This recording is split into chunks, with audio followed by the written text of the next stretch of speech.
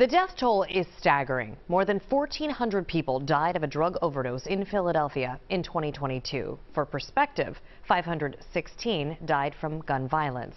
In September, Philadelphia City Council voted to ban what are known as safe injection sites, a major blow for advocates who say these sites could help prevent deaths in our region.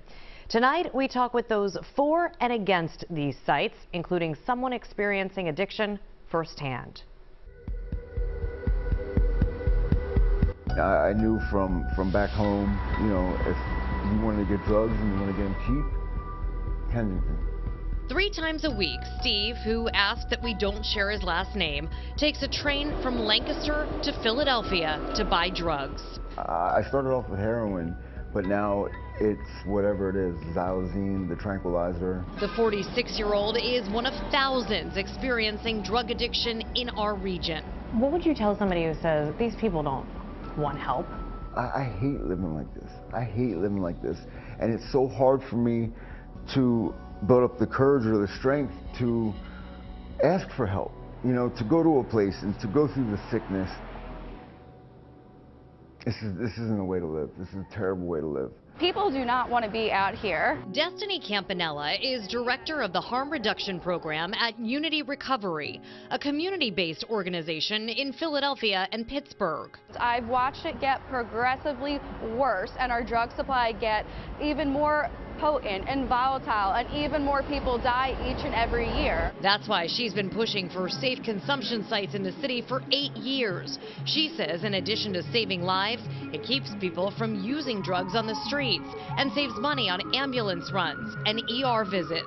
People have access to wound care, case management services, clean tools like syringes. It comes to treating people with dignity and respect and just humanizing that person so they can come in, have a safe space just to even hang out, talk with a person. If they do use and they do experience an overdose, they will be brought back with naloxone. In 2020, the nonprofit Safe House tried unsuccessfully to open a safe injection site in South Philly.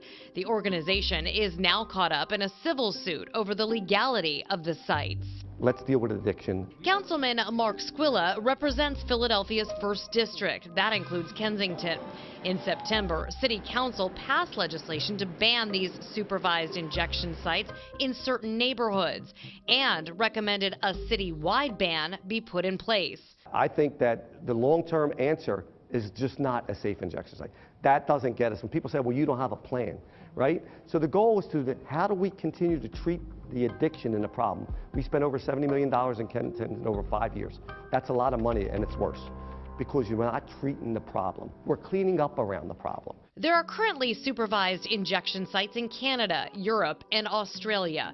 New York City opened a safe injection site in 2021. Rhode Island is opening a site next year. And for the first time, the U.S. government is funding a 4-year study on the site's effects on overdoses. There's not enough help out there. Why does this mean so much to you personally?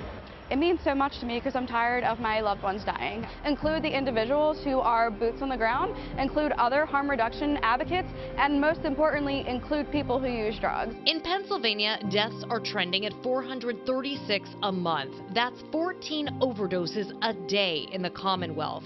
Local recovery organizations and city leaders do agree there needs to be more education and conversation about how to combat what's being called the worst drug epidemic in our country's history.